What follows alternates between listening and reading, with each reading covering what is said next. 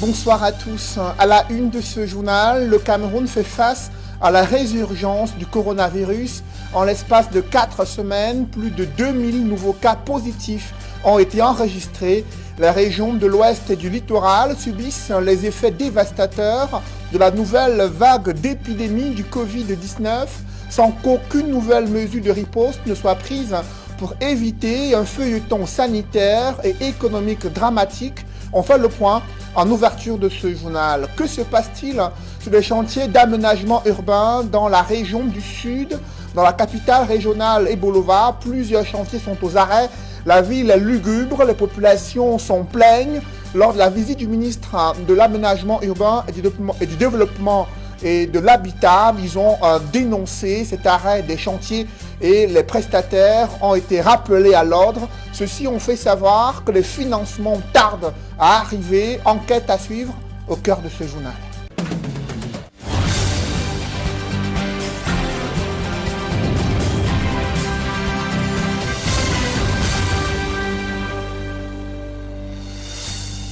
Merci de suivre cette édition complète de l'information sur Equinox Télévision. D'abord, cette fin de parcours pour un gang de présumés malfrats à Yaoundé. Ils sont accusés d'être spécialisés dans le braquage et vol de bétail après avoir commis plusieurs forfaits dans la cité capitale et ses environs. Les éléments de la gendarmerie de Minkwameyos ont lancé une chasse à l'homme et leurs investigations ont permis de saisir plusieurs appareils électroménagers et le matériel utilisé durant les agressions du côté de Yaoundé. Le récit des faits avec Emmanuel Job et Marcelin Gansop. La cour principale du poste de gendarmerie de Minkwameyos, prise d'assaut par une vingtaine de personnes. Ce sont les victimes de ce gang de présumés malfrats, spécialisés dans le braquage et le vol de bétail. Leurs exploits vont au-delà de la capitale. Ces malfrats ont porté chez moi plus de 750 poulets réformés, 120 tonnes de 3 mètres et beaucoup d'autres choses. Et tirer la motopompe dans l'eau, les bouteilles à gaz et toutes les matières et autres choses qu'on travaille en brousse avec. La nuit du 20 novembre, ils sont venus et étant décidés d'amener des porcs. Ils ont neutralisé les gardiens, ils ont broyé leur téléphone, ils ont tué les chiens et dans leurs 2 véhicules, ils ont mis quelques porcs, dont une somme de 8 porcs. Dans la nuit du 14 au 15 novembre, mes employés m'interpellent à 1h50 qu'ils ont été ligotés, tabassés et les gars ont emporté toute la porcherie. C'est au terme d'un chasse à l'homme qui a duré une dizaine de jours que les éléments du poste de gendarmerie de Minkwameyos ont démantelé ce gang dont les multiples forfaits ont fait perdre le sommeil à plus d'un à Yaoundé et ses environs. Nous avons pu retracer avec exactitude le parcours de ces malfrats entre le 1er octobre et le 20 novembre, ce qui nous a permis d'établir très clairement que ce gang exerce dans la ville de Yaoundé et de ses environs. Et nous avons par ailleurs pu recenser à l'heure actif, durant cette période, une vingtaine de braquages environ. Un dénominateur commun à tous les membres de ce gang, ce sont tous des repris de justice, unis pour le pire. La plupart de ces malfrats sont des repris de justice qui, pour la plupart, se sont connus en prison et au sortir de prison, se sont mis ensemble pour perpétrer ces différents braquages. C'est bientôt la fin d'année, période par excellence, où les malfrats sèment la panique en instaurant un climat d'insécurité. Les populations sont invitées à ouvrir l'œil et à collaborer sincèrement avec les forces de sécurité. En cette fin d'année, j'invite les populations à un peu plus de collaboration avec les forces de maintien de l'ordre en général et avec la gendarmerie en particulier. J'invite les dites populations à avoir la culture de dénonciation. Chaque fois qu'un fait, vous êtes victime ou bien vous constatez un fait, j'invite les populations à immédiatement dénoncer. Ce gang de présumés malfrats sera présenté aux autorités judiciaires dans les prochains jours. Question de répondre de leur forfait devant les juridictions compétentes. Le chiffre du jour, plus de 2000 nouveaux cas positifs de coronavirus enregistrés en l'espace d'un mois au Cameroun.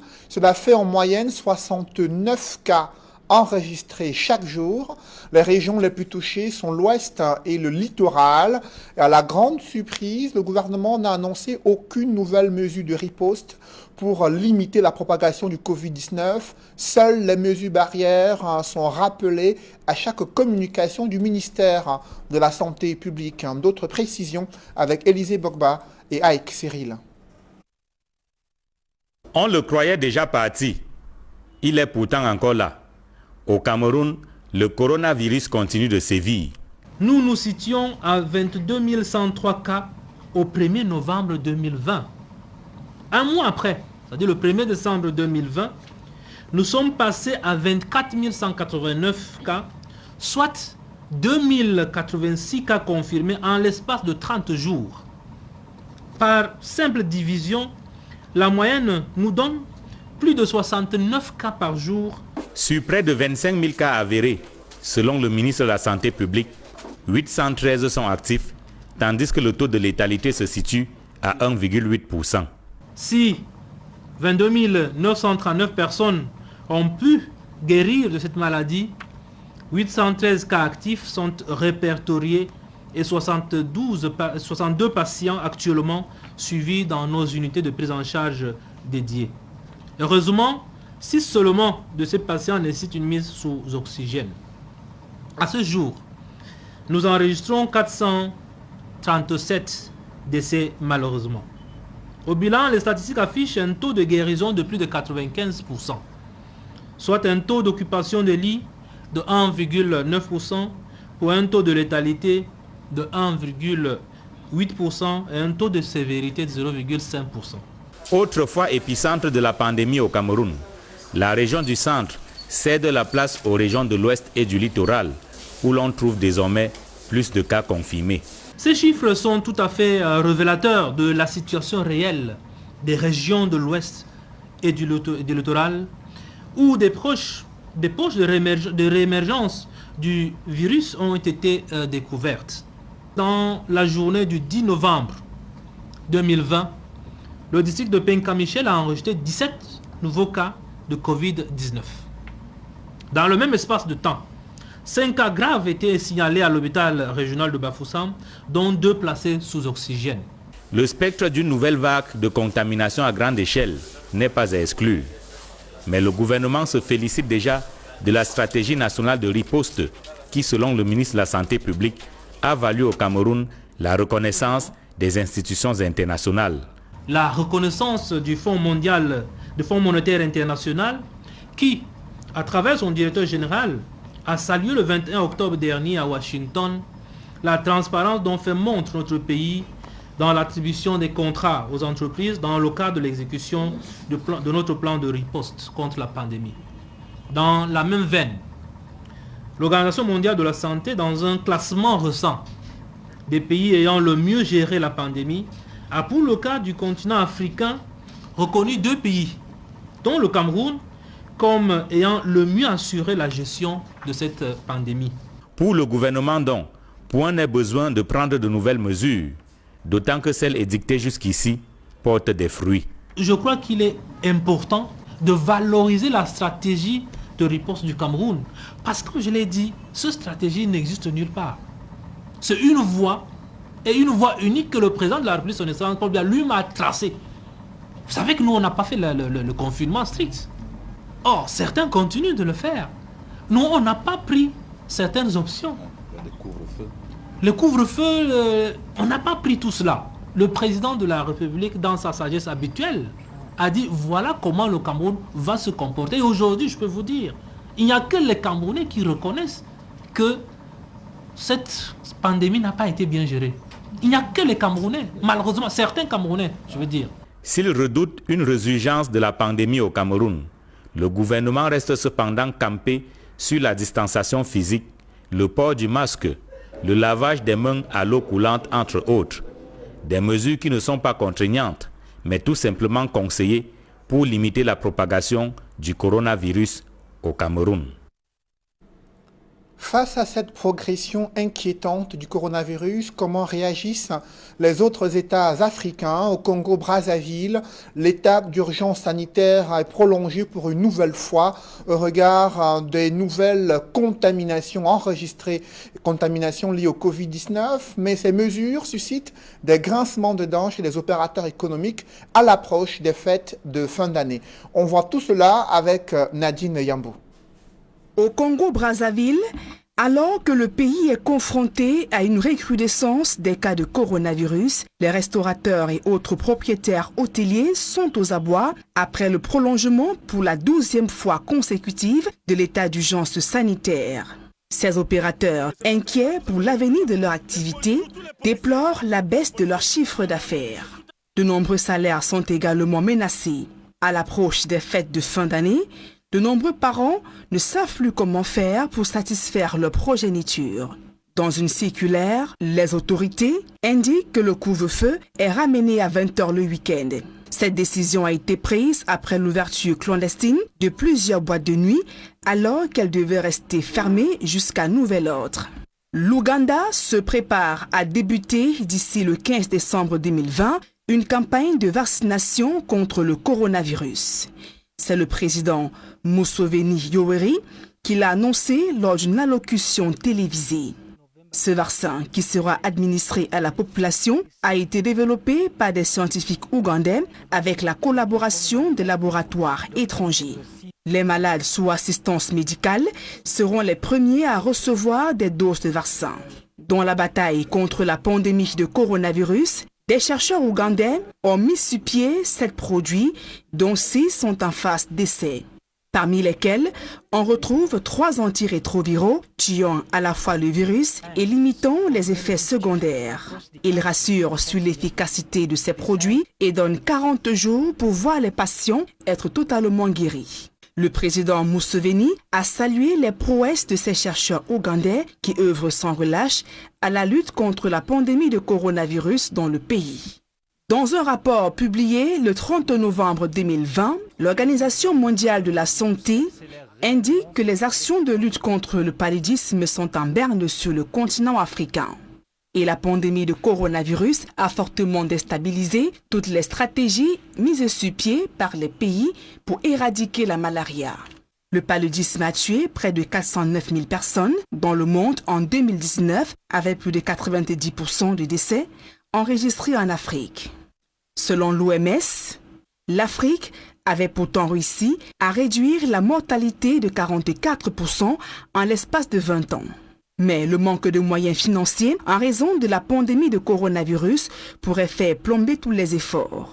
Et les perturbations enregistrées dans le circuit d'approvisionnement des médicaments pourraient entraîner la mort de 100 000 personnes, si rien n'est fait, avertit l'OMS. Sans perdre de vue la lutte contre la pandémie de coronavirus qui continue sa progression inquiétante dans le monde, l'OMS appelle les dirigeants des pays africains et même les partenaires à ne pas baisser les bras afin d'éradiquer cette maladie endémique.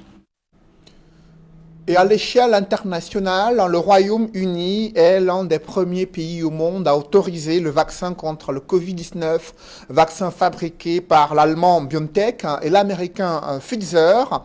Ce vaccin sera disponible au Royaume-Uni dès la semaine prochaine, a annoncé le gouvernement britannique. Parmi les personnes prioritaires à recevoir ce vaccin figurent les résidents de maisons de retraite, le personnel soignant, les personnes âgées et les personnes les plus vulnérables. Les résultats des tests à grande échelle de ce vaccin ont montré une efficacité à 95%. La Russie, elle aussi, pourrait se lancer également dans la vaccination de ses concitoyens. Au Cameroun, en plein cœur d'une zone industrielle à Douala, des bidonvilles côtoient des fleurons de l'industrie portuaire, des opportunités économiques inaccessibles pour des jeunes sans emploi et livrés à l'insécurité au lieu dit Essengue dans le 1er arrondissement de Douala. Dans ce quartier où la misère dicte sa loi, de nombreux déplacés de la crise anglophone y ont trouvé refuge. La peinture de la pauvreté est racontée dans ce reportage au moment où l'autorité traditionnelle prend le pouvoir de commandement et fait face à de nombreux défis sociaux. Reportage signé d'Alastana et Donald Brice Kamgan. Elles vivent de pêche et d'autres petites activités.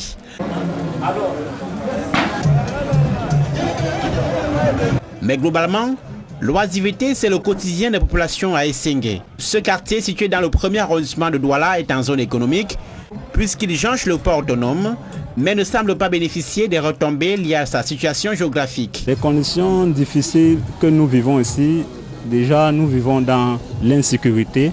Si le gouvernement peut vraiment nous envoyer des agents, peut-être comme les agents communaux et puis peut-être comme peut-être même le policier, qui peuvent vraiment sécuriser. Et parfois il y a des opérations, il y a vraiment des vols de motos, donc partout, on voit un peu.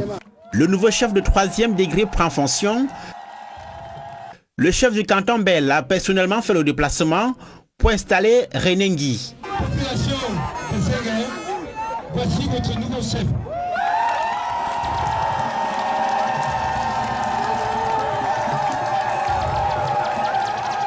C'est nous qui devons ensemble construire ce pays pour qu'il avance, pour qu'il devienne fort, mais que Essengue, notamment, soit à l'image de la qualité de notre pays.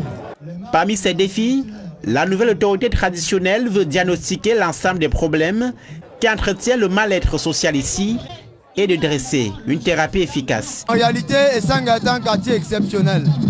Nous avons plus de 500 entreprises à moins d'1 kilomètre. Ce qui devrait constituer pour nos jeunes en réalité un vivier d'emploi. Mais à partir du moment où ces jeunes ne bénéficient pas d'un encadrement adéquat, parce qu'il faut le dire, on ne viendra pas donner du pain à la bouche de quelqu'un qui dort à la maison. Mais il faudrait que les gens démontrent de la volonté de modifier leur destin. Essengue est saumon 100 hectares pour la parcelle habitée. Il faut y ajouter d'autres zones non habitées. Le nouveau chef a la charge de gérer 15 000 personnes, dont de nombreux déplacés de la crise anglophone arrivés récemment. Mais pas seulement, un contentieux oppose ce quartier au port autonome de Douala. Pour son extension, le PAD, qui soutient que cette zone est comprise dans son patrimoine, envisage le déguerpissement de ces populations. Le conflit est pendant devant les tribunaux. Mettons le cap sur Ebolova, capitale régionale du Sud, là où le désordre urbain et l'insalubrité dictent également leurs lois. Le constat a été fait lors d'une visite des différents chantiers aux arrêts par le ministre de l'Habitat et du Développement urbain. Les populations ont dénoncé l'abandon de ces chantiers. Les prestataires ont été sommés de reprendre les travaux, mais ils se posent l'épineuse question du financement de ces différents chantiers. Des précisions avec Roger Takala et Isabelle Caral-Zopet. Ebolova est une ville sale. La ministre de l'Habitat et du Développement urbain en a fait le constat lors de sa visite de travail dans cette région du Sud. On arrive à Ebolova, on trouve les plastiques dans la rue, on trouve que la rue est sale. Est-ce que c'est normal? Ordures ménagères écument les rues, au vu et au su des autorités locales. Ajouté à ce triste visage, le mauvais état des artères de la ville et l'occupation anarchique de la voie publique. Il reste des choses à faire. J'ai enregistré au niveau du maire de ville les attentes des populations. Me réjouir de ce que l'ensemble des autorités locales, des populations, des acteurs, des autorités administratives disent oui à accompagner le président de la République dans l'adressage des questions de désordre urbain et d'hygiène et salubrité. Les habitants d'Ebolova, fatigués de ces mauvaises conditions de vie, souhaitent simplement que cette fois, les promesses tenues soient respectées. Tout ce que nous voulons, c'est qu'il y ait développement et que la route soit effective. Bon, les travaux ont été suspendus, on attend, on ne sait pas.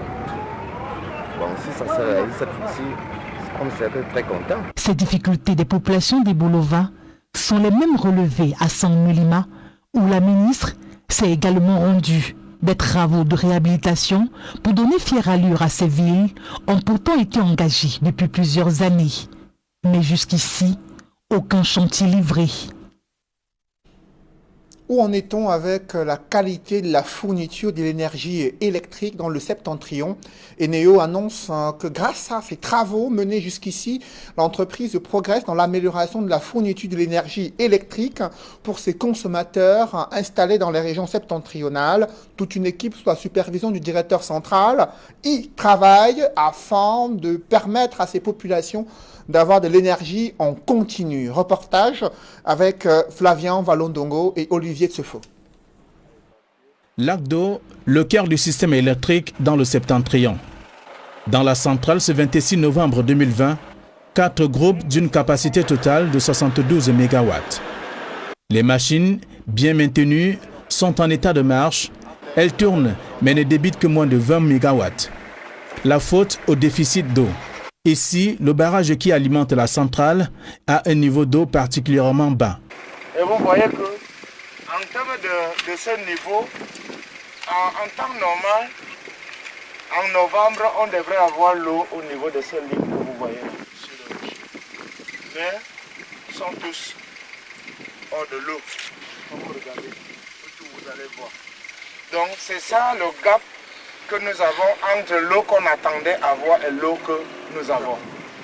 Un peu en amont du barrage, les populations essentiellement des pêcheurs. Elles sont aussi impactées par la baisse du niveau d'eau. La chute d'eau nous a vraiment donné un impact négatif, puisqu'il y a de cela 6 ans, 7 ans, la quantité d'eau se retrouvait presque dans les maisons. Actuellement, nous sommes situés à plus de 100 à 150 mètres de débarcadère. Nous sommes obligés de nous déplacer vers le fond. Et là même, ça nous inquiète, puisque à l'heure-ci, l'eau ne devait pas être à ce niveau. Nous avons déjà perdu plus de 200 mètres. Effet des changements climatiques, certainement. Pour l'heure, la production de lac d'eau, combinée à celle de Djambourtou et Maroua, ne suffisent pas à satisfaire la demande en électricité des 3 régions septentrionales. Eneo rationne. Les plans de délestage sont communiqués régulièrement et l'entreprise met en œuvre en ce moment un plan d'urgence pour réduire l'impact. Le directeur central de la production a, au cours de sa visite à Lac d'eau et à Djambourtou, annoncé le transfert en cours de 20 MW de capacité thermique d'Arhala Yaoundé à Djambourtou et Ngaoundéré. Là où je vous parle, on est en train de charger le conteneur à Arhala pour pouvoir monter. Le temps qui rallonge un peu les délais, c'est le travail de génie civil. Les groupes vibrent, donc on ne peut pas mettre ça sur n'importe quelle surface. Il faut faire un aménagement génie civil pour pouvoir poser les groupes. C'est ça qui va nous prendre un peu du temps, mais nous sommes en train de pousser autant qu'on peut pour pouvoir le faire. C'est pour ça que je suis ici au nord pour les fêtes de fin d'année et le chant qui arrive au début de l'année prochaine. En attendant, sur place dans le septentrion, les grandes entreprises renoncent à une partie de leur consommation habituelle pour permettre d'alimenter les ménages au mieux. Nous avons engagé des négociations avec nos clients industriels qui sont les plus gros consommateurs afin qu'ils réduisent leur consommation, particulièrement à des périodes de pointe, pour que les ménages puissent bénéficier de l'énergie. Et nous profitons de cette tribune pour remercier ces clients industriels qui ont bien voulu accepter de s'effacer de temps en temps.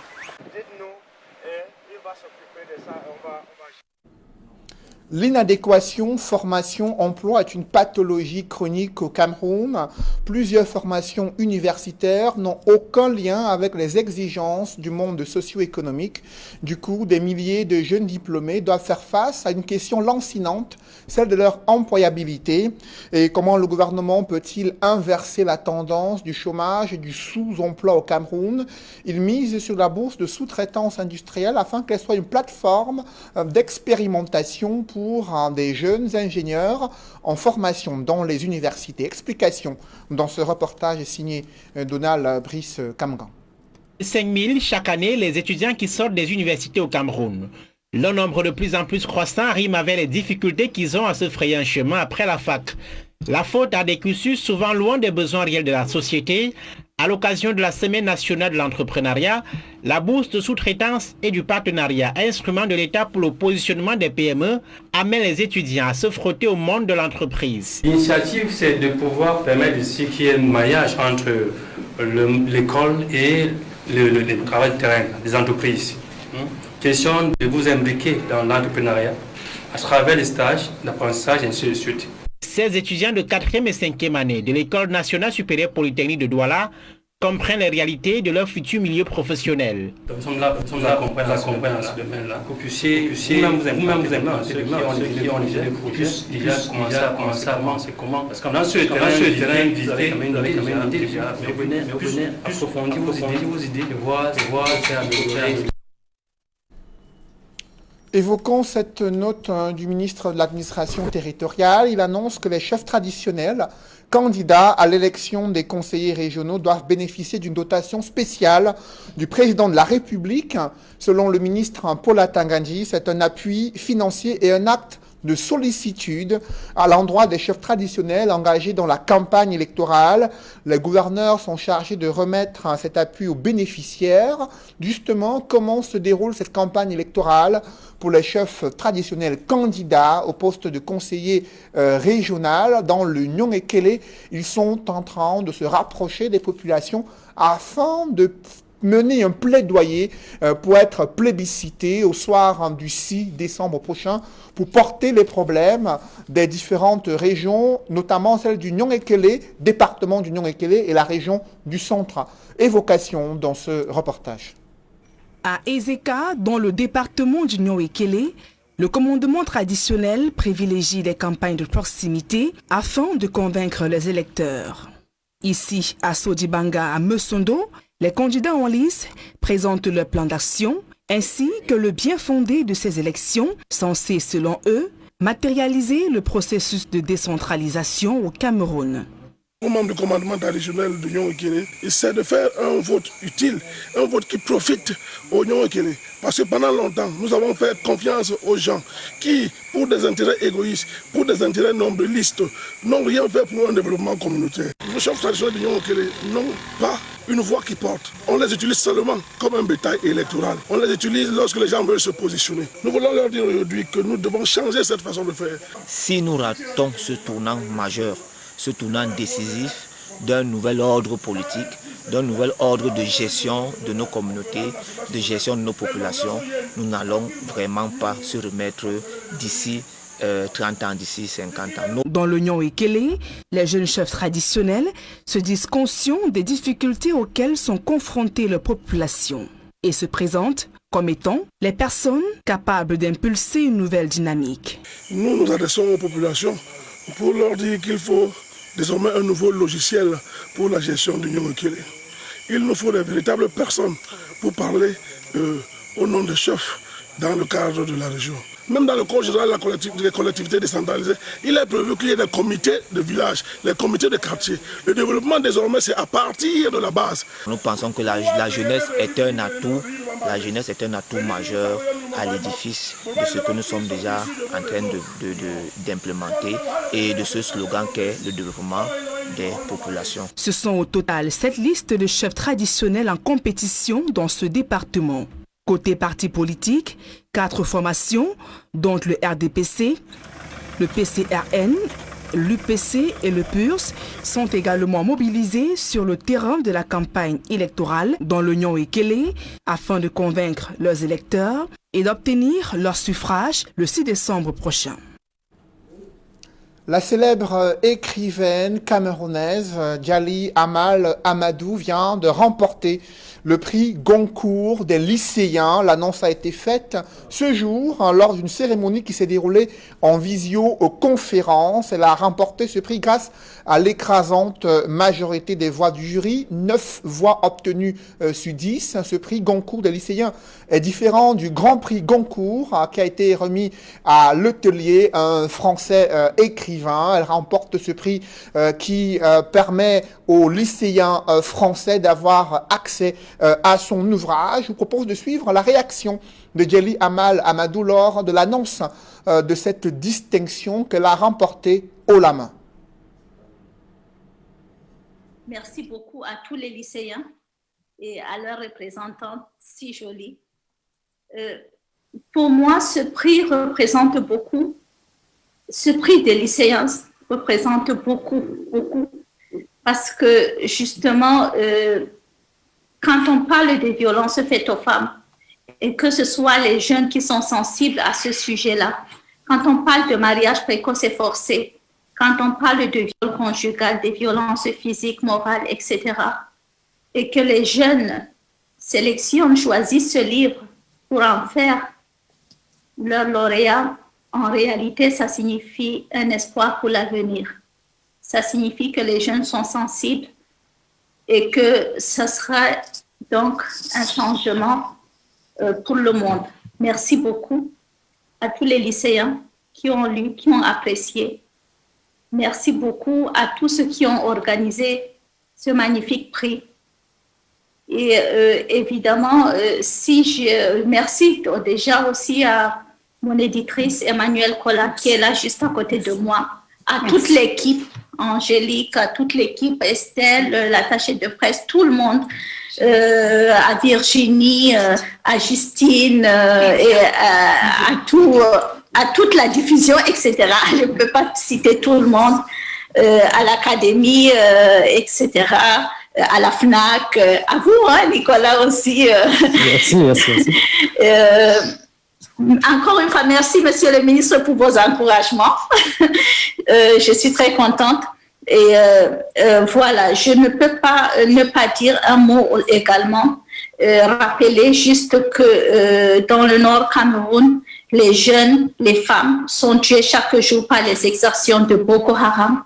Rappeler qu'une semaine avant que je n'arrive en France, 7 élèves du lycée dans le sud-ouest du Cameroun ont été assassinés par les Amazoniens, voilà, dans la région anglophone. Et rappeler surtout que ce n'est que par l'éducation et l'éducation des filles qu'on pourra changer le monde et qu'on pourra développer nos pays.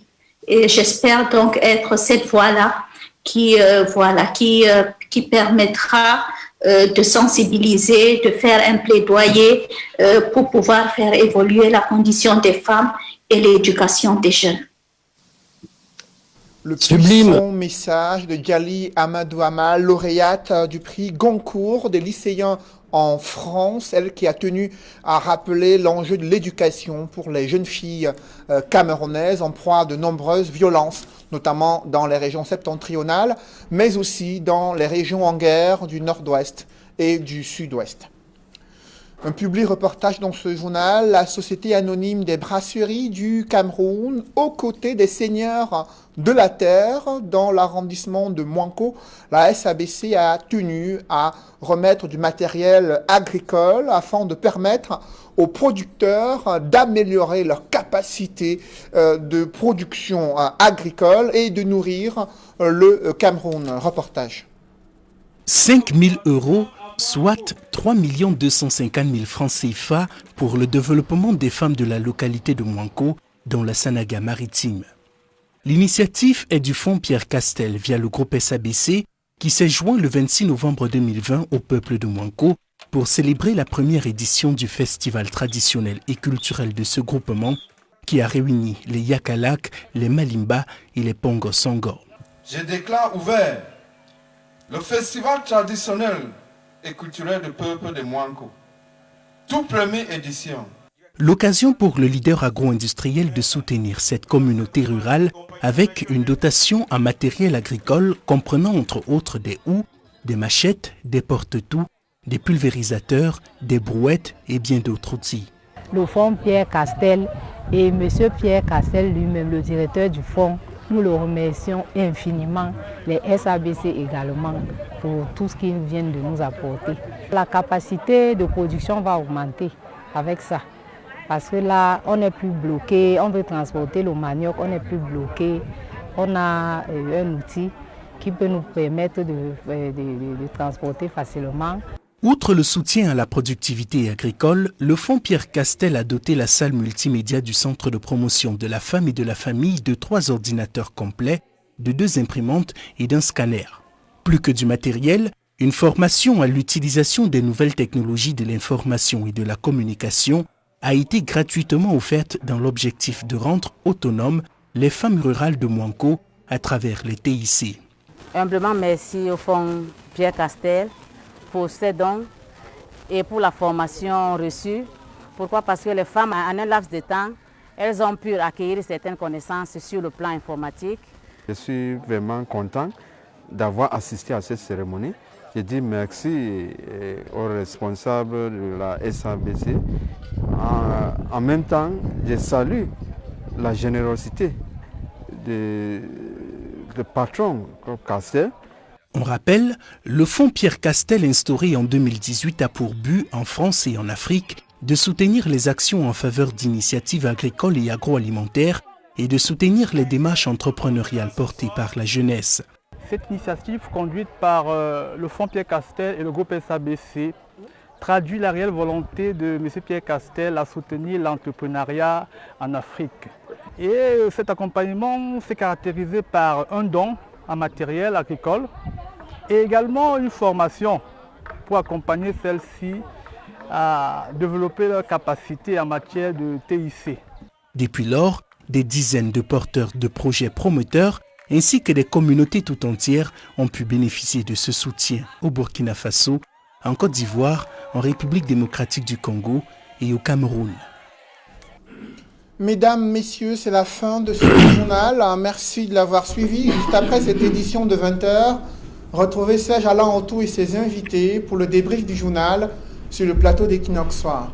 Serge Alain. Le président de la République apporte un appui financier aux chefs traditionnels candidats à l'élection des conseillers régionaux dimanche 6 décembre prochain. Selon le ministre de l'Administration territoriale, il s'agit d'un acte de sollicitude à l'endroit de ces chefs traditionnels qui ont, selon lui, fait la demande au début de la campagne électorale.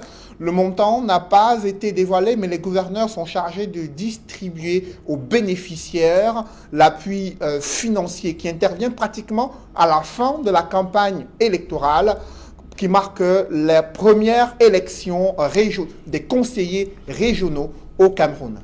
Voilà, madame, monsieur, c'est donc la fin de cette édition Equinox Soir. Bonne soirée à vous, Cédric. Bonne soirée à vous, Serge Alain. Voilà, rendez-vous dans la deuxième partie, c'est pas la fin, Cédric. On a fini avec vous, Cédric. Rendez-vous demain 20h. Madame, monsieur, dans un instant, la suite dans Equinox Soir.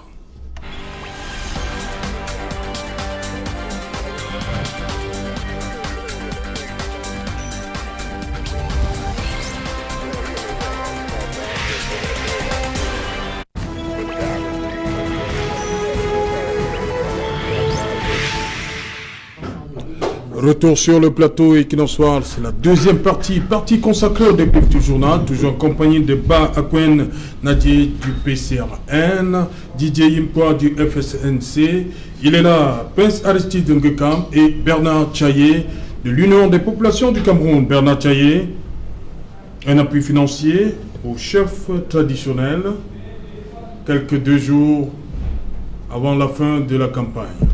Comment vous accueillez ça? Quelqu'un avait chanté que voilà ça qui arrive, voilà ça ou voilà ça. Le montant n'est pas dévoilé. Qu'est-ce que vous voulez faire avec le montant? Le chef de l'État, son excellence pour lui, n'est pas le chef de l'État des chefs traditionnels. C'est le chef de l'État de tout le peuple camerounais. De grâce, c'est nos impôts, c'est nos avoirs. On devait nous dire que le chef de l'État, dans sa grande sollicitude magnanimité. Et sa magnanimité, a donné un appui financier de tel montant. Voilà le chef traditionnel qu'on vient d'acheter, à Mondo Vision.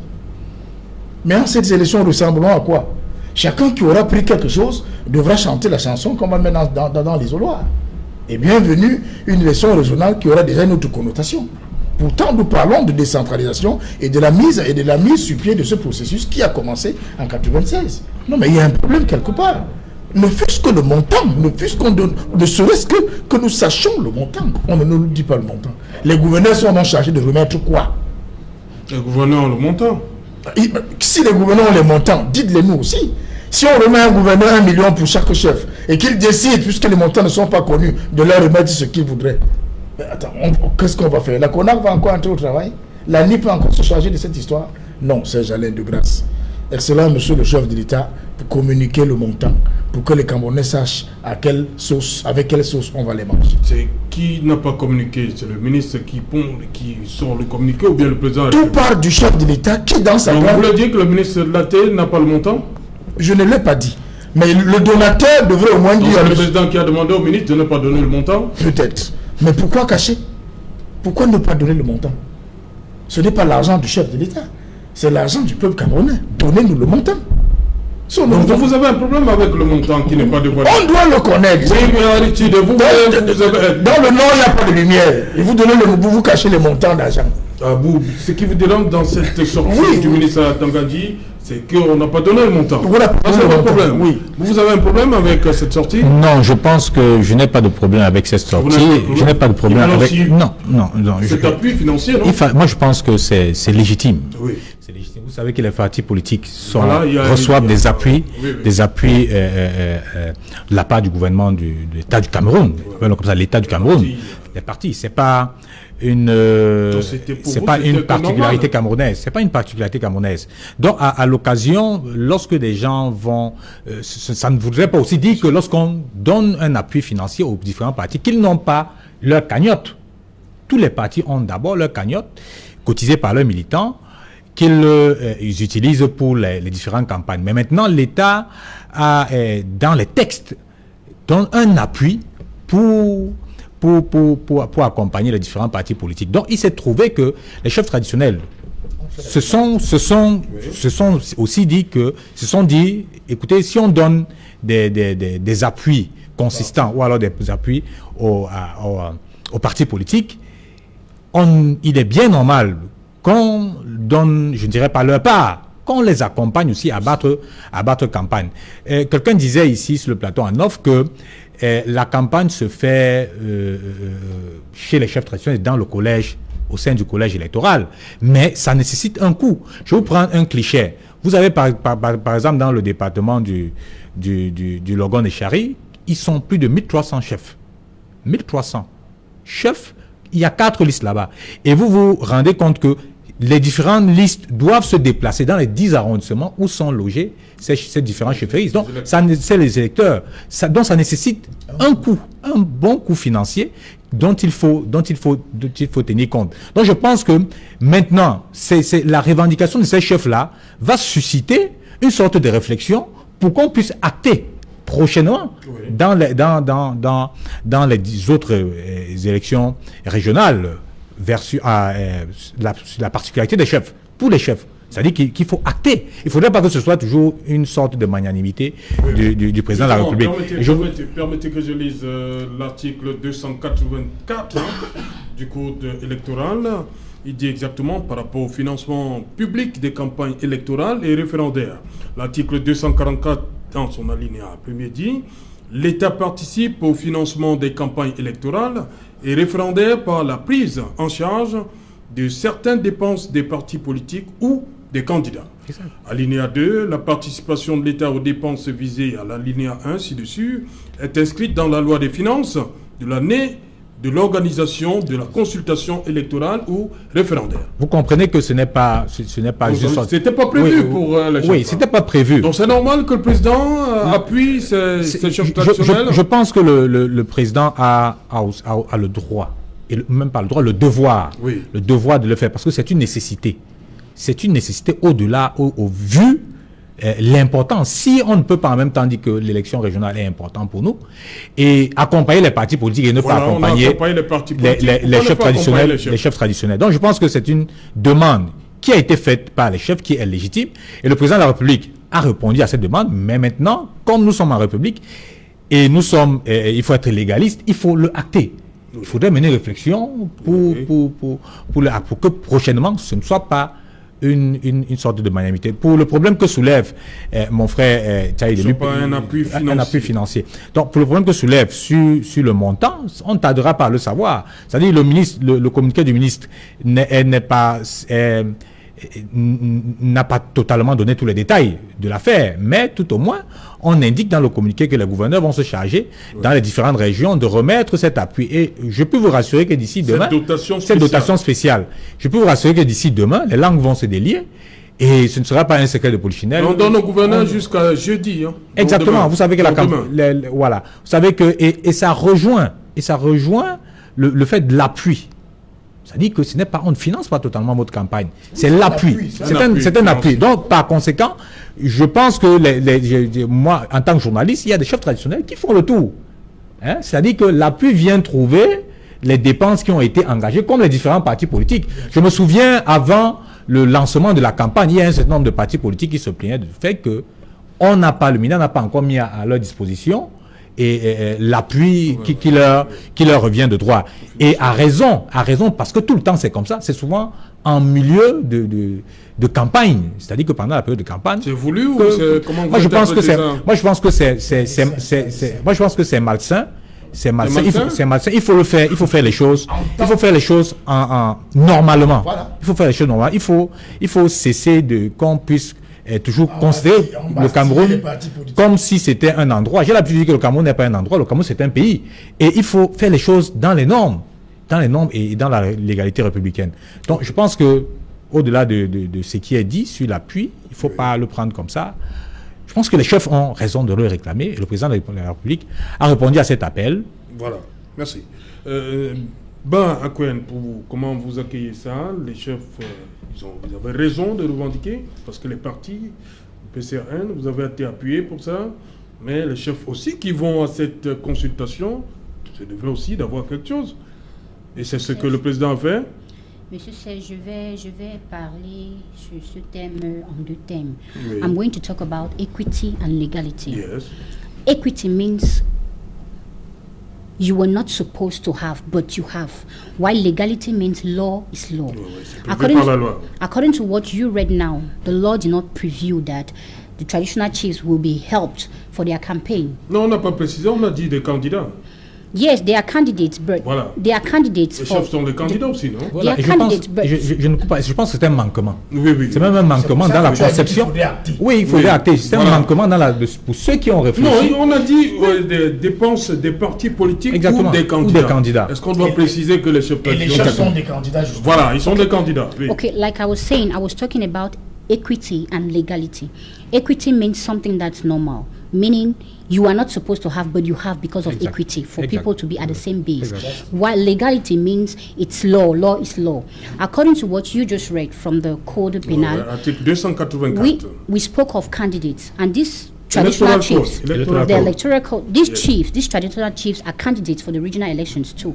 So for me, I think it's a normal thing for the president to do this benevolent act because they too will be going out for campaign and they need money. What about the time that the money is coming? The timing it's wrong, but it's better late than never. Yeah, better late than never. Yes, it's better late than never. So to me, I applaud the benevolent act of the president, helping these traditional rulers to be able to pursue their campaign. But there is a problem because the amount was not surfaced. We don't know what has happened with the amount because it becomes like a mumbo jumbo in the air that you gave out something, but we do not know what is happening. It means there is a problem of governance in every aspect in Cameroon.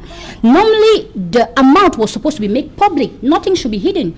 It is something which you have done. You are supposed to render it public. Okay, the governors, are you sure they are going to give what was supposed to be given to these chiefs? So it's going to create another chaos. Non, même lorsque le ministre Paul Tangandji invite souvent les formations, il dit que le financement est prêt. Le financement est prêt, mais le montant n'a pas été annoncé. Les montants ne sont pas souvent les mêmes. Les montants sont proportionnellement. Normalement, le président ou Atangandji devait sortir avec comment les partages doivent être faits pour être légal, pour être dans les termes qu'il n'y a rien à cacher. Nadia, j'ai dit, lorsque le ministre Paul Tangandji fait souvent ses sorties, il dit que le financement est prêt. Il s'arrête là. Il n'a jamais donné de montant. Oui, voilà. Il commence à donner le montant. Oui, normalement, il devait le rendre public pour que tout le Cameroun connaisse que this is what will you receive. This is what you will receive. For the air not to be tense, because at the end of the day, we are going to discover that it's going to create another fight between these chiefs. It's going to create another air of terror in Cameroon. So for the government or for the president to become normal, he would have told the Minister of Territorial Administration that rather do the division, let everyone see, and I am a candidate as a chief. I know that this is the amount I'm supposed to receive. Because at the end of the day, if my friend receives more than I am, I'm going to start fighting. We're going to start quarreling. So normally, it is never late. It is better late than never. But the problem is, they were supposed to do the way, they were supposed to render the way the partage doit être fait. Donc, il devait dire comment le partage est fait pour que, so that the air of Cameroon should not be tense at the end of the day. Voilà, Didier Imko, moi je vous prends sur un autre aspect du communiqué. Non, permettez, j'essaie. Répondez d'abord, je prends sur ce point. Cette phrase du ministre Paul Tangandji, il dit « Ce geste traduit la constante sollicitude du chef de l'État à l'endroit des chefs traditionnels. » Ça veut dire quoi pour vous?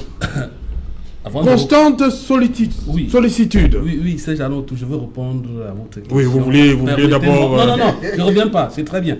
Permettez-moi de féliciter notre compatriote Jamal, qui vient de recevoir le prix concours au lycée. Il faut la féliciter. Mais au-delà, il faut dire aux Africains qu'il faut qu'on sorte de cet appendice colonial. L'Afrique peut s'organiser après 60 ans d'indépendance pour son concours. Qu'est-ce qu'il y a de pleurnicher à chaque fois on n'a pas eu tel prix?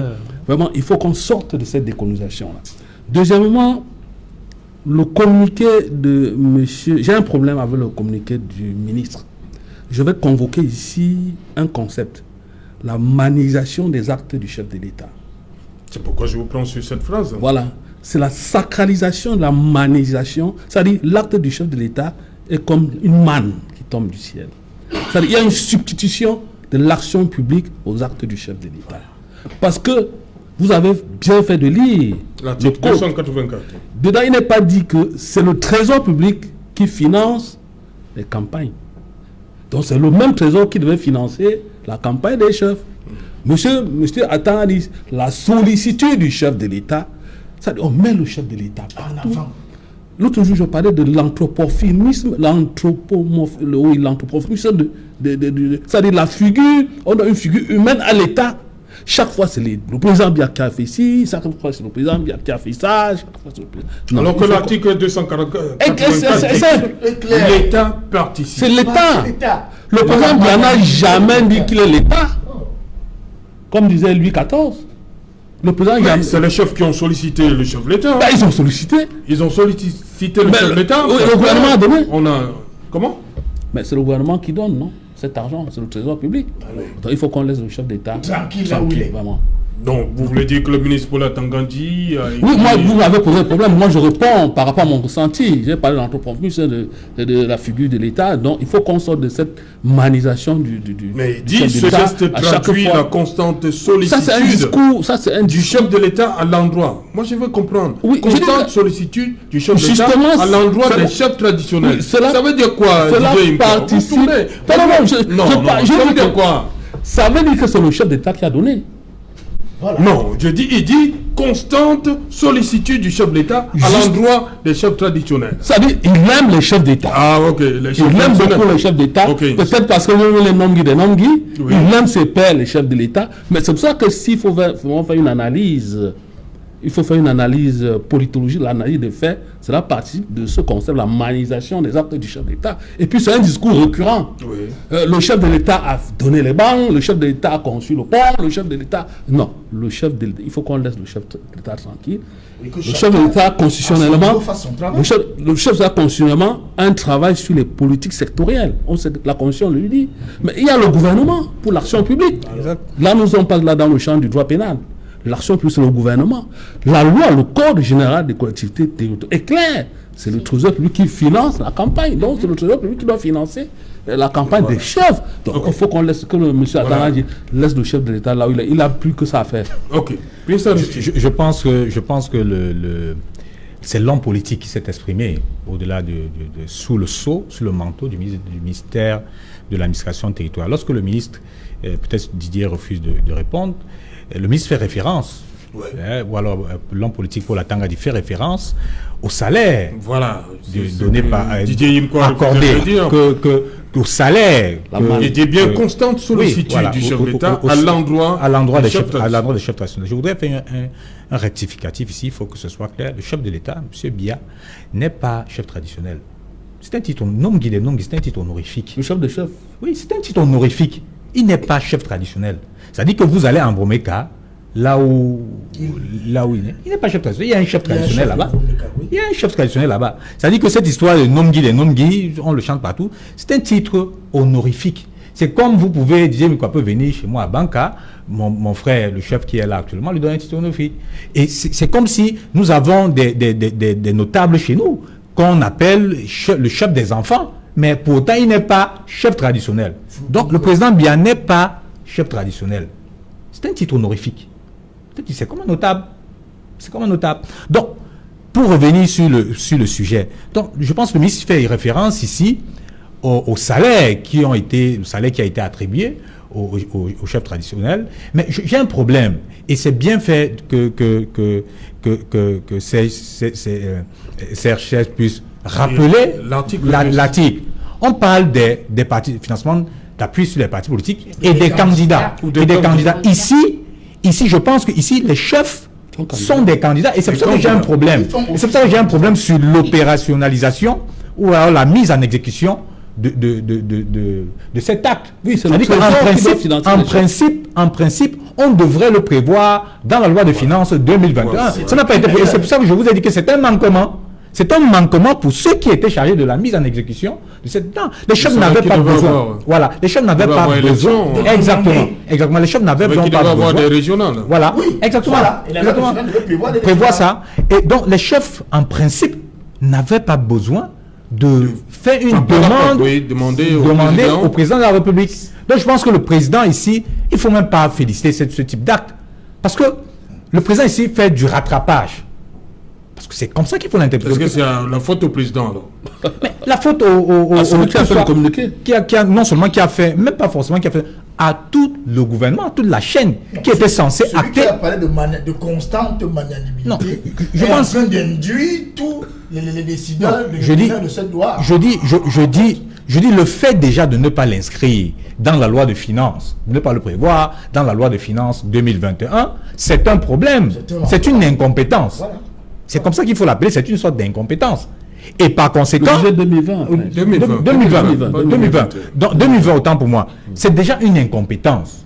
C'est une incompétence. Donc, les chefs ici, je l'aurais dit, n'avaient pas besoin de faire une demande spéciale. Parce que c'est une demande spéciale en disant, écoutez, en faisant une sorte de transposition, en disant, écoutez, nous avons, les partis politiques ont bénéficié, ils sont candidats comme nous autres, nous ne comprenons pas pourquoi nous devrons pas autant aussi bénéficier. Et du coup, un ministre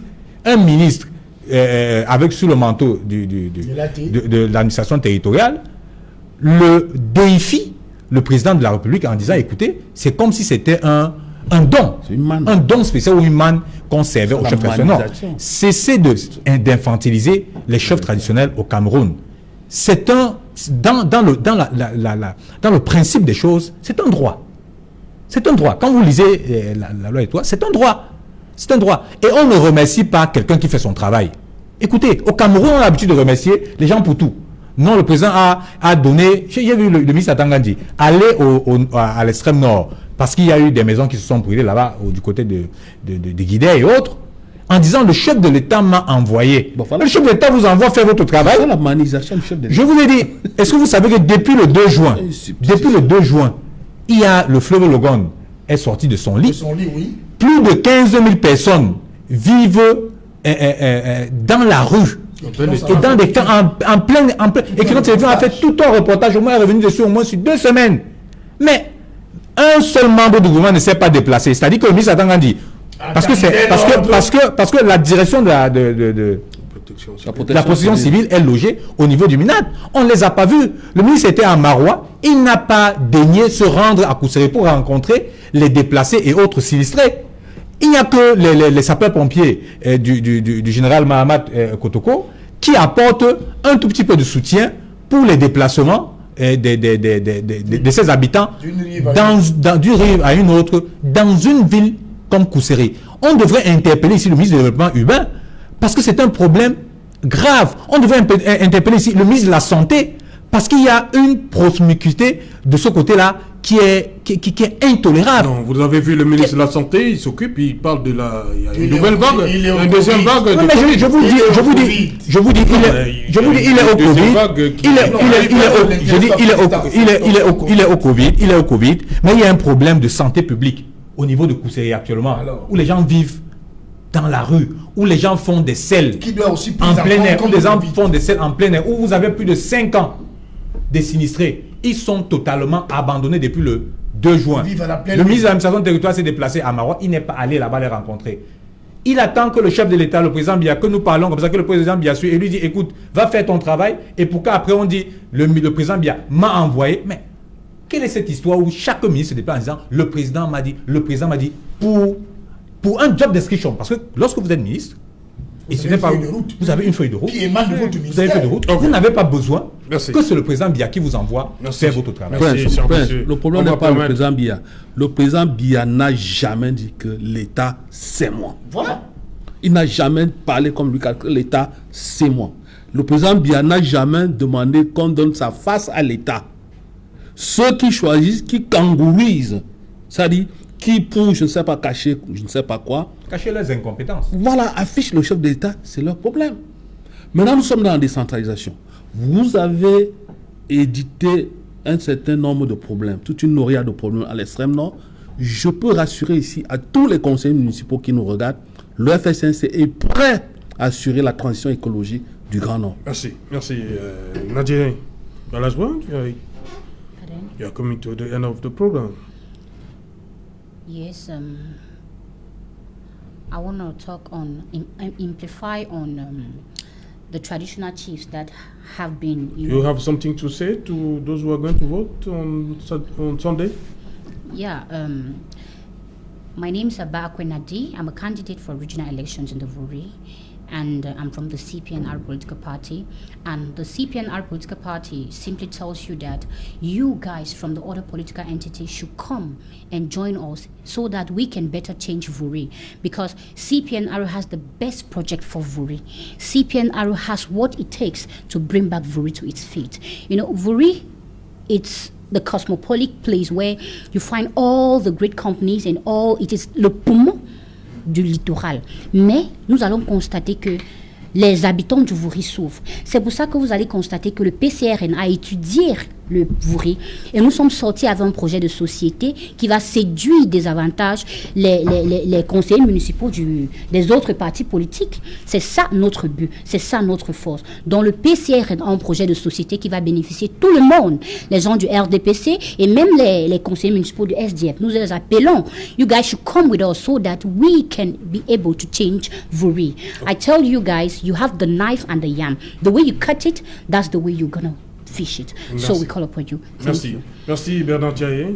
Vous n'êtes pas candidat. Oui, je ne suis pas candidat, voilà. Mais l'Union des populations du Cameroun est présente au littoral, et dans le Vuri autant pour moi, et dans la Sanaga maritime. Je vais juste rappeler une phrase d'Ernest Ouandjé qui avait dit « Rien de sérieux ni de concret ne peut se faire et ne se fera au Cameroun sans prendre en compte les aspirations de l'Union des populations du Cameroun. » Un militant de l'UPC ne quitte pas la barque. Tous ceux qui ont décalé un temps soit peu, rentrez chez vous, l'Union des populations du Cameroun vous recevra et votez massivement la liste du camarade Tam dans l'Union Ekele et celle du camarade Palais dans le Vuri. Ok. Aristide, rapidement, en 30 secondes. Mais en 30 secondes, je voudrais encourager ceux qui ont eu ceux qui sont candidats aux élections régionales, en principe, l'UPC et tous les autres partis, le PCRN de mon ami Cabral, le RDPC, mais surtout je me plains de comment ça va se passer. Je m'interroge sur comment ça va se passer dans le nord-ouest et le sud-ouest. Quelle est la légitimité que cette élection aura là-bas? Quelle sera la conséquence ou alors l'implémentation de tout ce qui va se faire. Le grand dialogue national. Voilà. Le grand dialogue. Le grand dialogue, le simulacre de dialogue qu'il y a eu à Yaoundé, les gens l'ont régné, même les chefs traditionnels de l'Ouest ont redemandé un dialogue franc et sincère avec les véritables représentants. Merci, cher monsieur, d'être venu. Merci, madame. Nous sommes arrivés au terme de cette édition Equinox Soir. On se retrouve demain, 19h, pour un autre numéro Equinox Soir. Bonsoir, Leur Majesté.